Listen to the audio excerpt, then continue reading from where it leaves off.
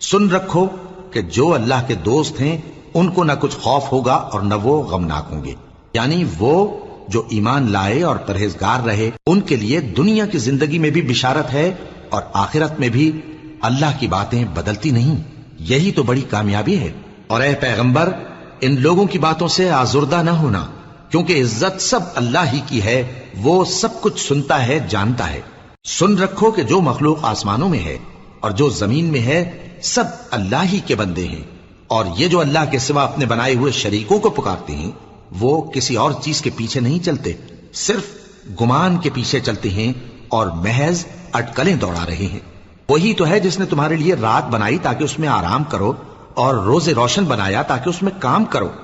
جو لوگ قوت سماعت رکھتے ہیں ان کے لیے اس میں نشانیاں ہیں۔ بعض لوگ کہتے ہیں کہ اللہ نے بیٹا بنا لیا ہے، اس کی ذات اولاد سے پاک ہے، وہ تو بے نیاز ہے۔